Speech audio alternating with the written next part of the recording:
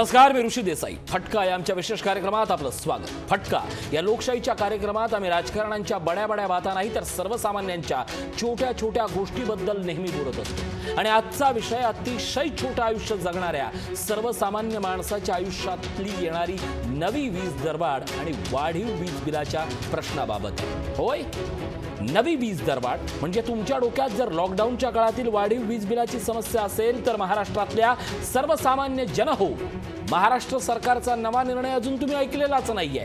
अगोदरची वाढीव भरमसाठ वीज बिलं आणि आता नव्यानं वाढलेला वीज बिलाचा आकार, असा दुहेरी शॉक देण्याच्या तयारीत महाराष्ट्रातलं ठाकरे सरकार आता तयारी करत आहे. खरं तर आजच्या दोन मोठ्या बातम्या आहेत आणि दोघेही तुमच्या घरच्या एका मीटरशी जोडल्या गेलेल्या या बातम्या आहेत. पहिली मोठी बातमी अगोदर समजून घ्या, मग तुम्हाला दुसऱ्या मोठ्या बातमीचं गांभीर्य कळेल. तुमच्याही घरात लॉकडाऊनच्या काळात वाढीव वीज बिल आलं असेल ना, आणि तुम्ही ते वीज मंडळावाले येतील, तुम्हाला रिव्हिजन करून देतील आणि बिल कदाचित माफ करतील, ही बाबडी आशा ठेवून जर जगत असाल तर नीट ऐका महाराष्ट्र सरकारचा नवा निर्णय. महाराष्ट्राचे ऊर्जा मंत्री नितीन राऊत यांनी मंगळवारी फतवा काढलाय की भरमसाठ बिलांनी मेटाकुटीला आलेल्या वीज ग्राहकांना हा 440 वोल्टचा शॉक बसलाय. हा निर्णय काय आहे? हा निर्णय, हा फतवा, हा नवा आदेश म्हणजे ग्राहकांनी लॉकडाऊनच्या काळात राहिलेली थकबाकी भरावी, अन्यथा वीज पुरवठा खंडित होईल. म्हणजे सोप्या शब्दात तुमचं वीज कनेक्शन कापण्यात येईल. आणि हे आदेश महावितरणनं आता क्षेत्रीय कार्यालयांना दिले. सर्वसामान्य माणसांना तुम्ही गृहीत धरताना तेव्हा तोही तुम्हाला गृहीत धरतो. आज वीज कनेक्शन तोडण्याची भाषा हे सरकार करतंय, ऊर्जा मंत्री करतायत आणि सरकारमधले बाकीचे तिन्ही पक्ष हे गप्प आहेत. मुळात आता तुमच्या हातात वीज पुरवणाऱ्या कंपन्यांना हे सरकार जाब विचारू शकत नाही. आणि तसं जर असतं तर नागपूरऐवजी ऑस्ट्रेलियाचा कोळसा कोण कुठल्या कंपनीसाठी आणतो आणि आम्ही त्याचा इंधन कर का भरतो, हा प्रश्न आपल्यालाही पडला असता.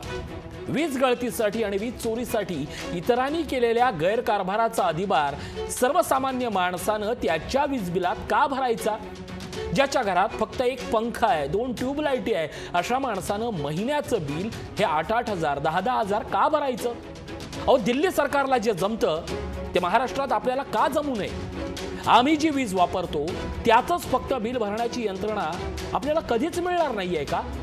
सर्वसामान्यांना नाडून वीज कंपन्यांची पोटं भरण्याची सरकारी यंत्रणा थांबणार तरी कधी?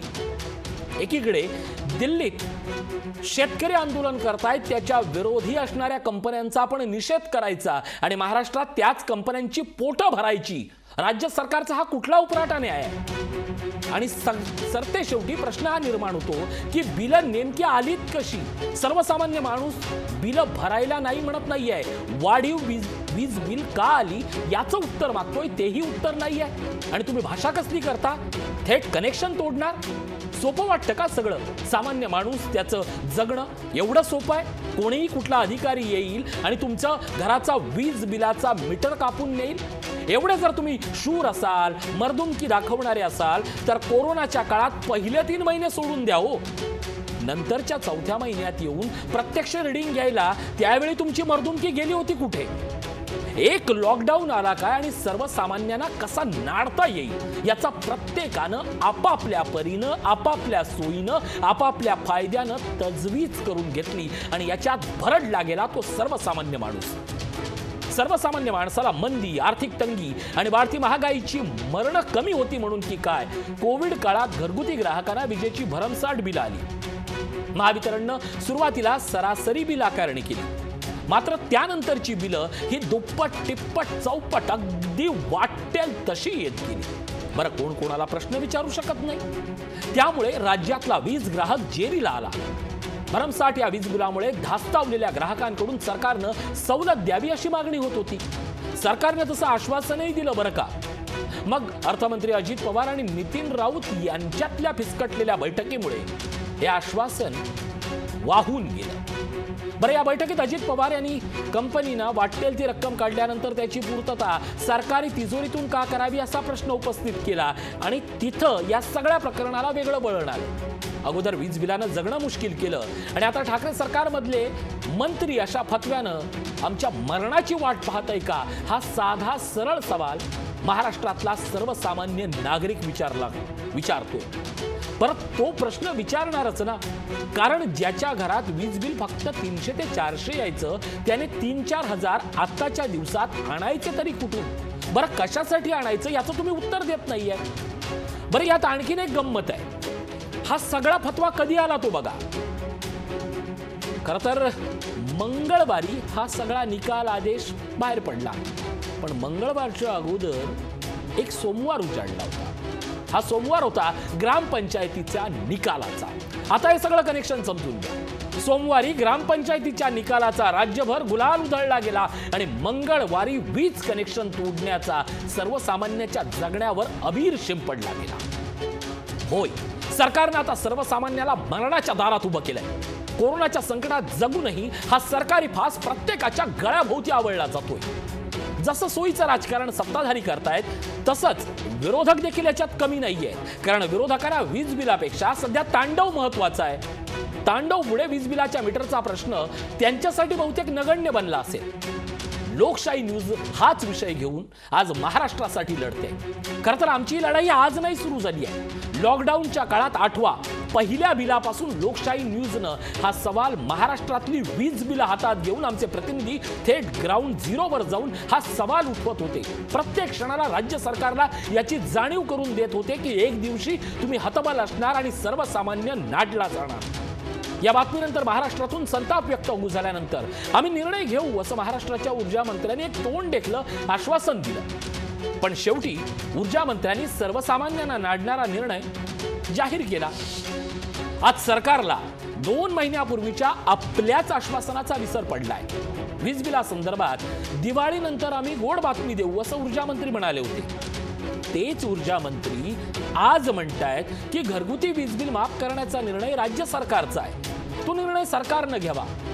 मुळात एक कळत नाही की सरकार म्हणजे नेमकं कोण असतं.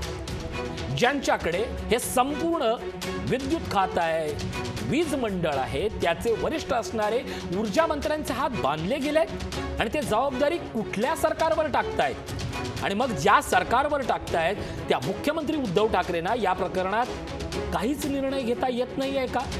कोणी कोणाचे हात बांधले आहेत? कुठल्या कंपन्यांनी हात बांधले आहेत की महाविकास आघाडीमधल्या 3 सरकारनी हात बांधले आहेत की या प्रकरणावर सोयीस्कर गप्प असणाऱ्या विरोधी पक्षांनी त्यांचे हात बांधले? एक आणखीन जुनी आठवण सांगतो. आठवा थोडंसं 2 वर्ष मागे जा. जेव्हा ठाकरे सरकार सत्तेवर आलं होतं ना, तेव्हा दिल्लीच्या वीज बिलाचा पॅटर्न महाराष्ट्रात राबवण्याची चर्चा झाली.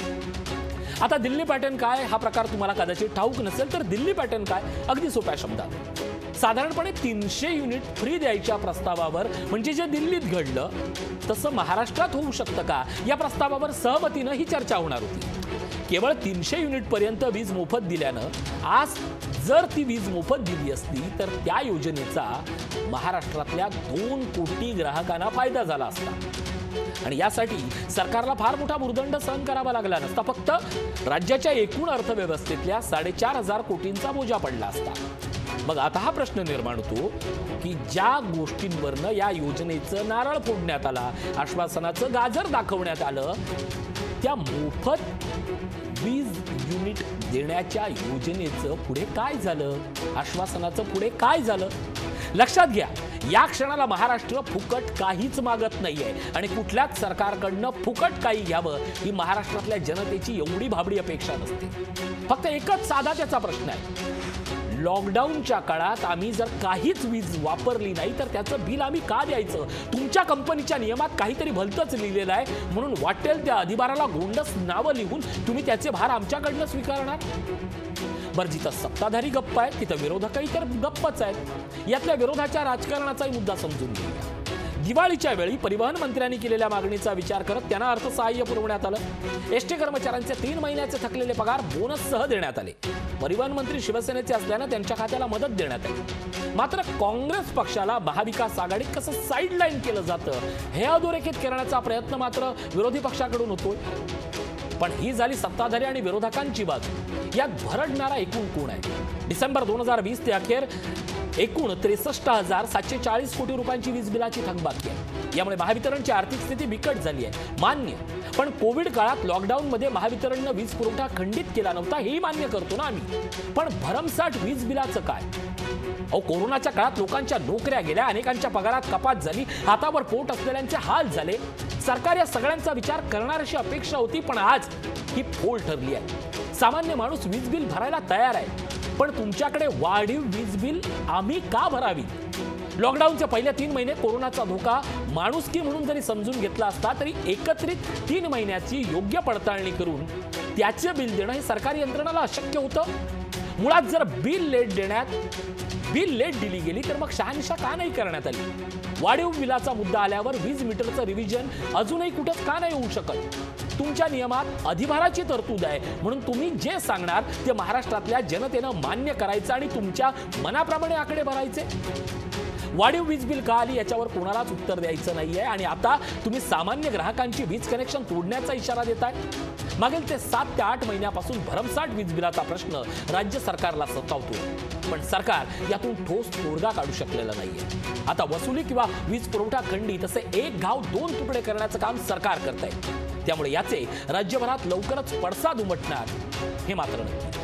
राज्य सरकार इथंच थांबलेलं नाहीये, म्हणजे वाढीव वीज बिल देऊन तुम्ही कसे तरी वाचाल किंवा हे पैसे भराल, पण दुसरं संकट आहे, तुमच्या आयुष्यातलं नवं संकट आता सरकारनं आणलंय, आणि ते संकट म्हणजे सरकार आता नवा एक प्रस्ताव आणतोय। राज्यभरात वीज पुरवठा करणाऱ्या महावितरण कंपनीनं 5,927 कोटी रुपये वीज दरवाढीचा प्रस्ताव वीज नियामक आयोगाकडे आणला आहे। हा प्रस्ताव जर मंजूर झाला ना, तर सर्वसामान्यांना वीज दरवाढीची आणखीन झळ सोसावी लागणार आहे। हा प्रस्ताव मंजूर झाल्यास एप्रिल 2020 पासून 5.80% वीज दर वाढणार आहे।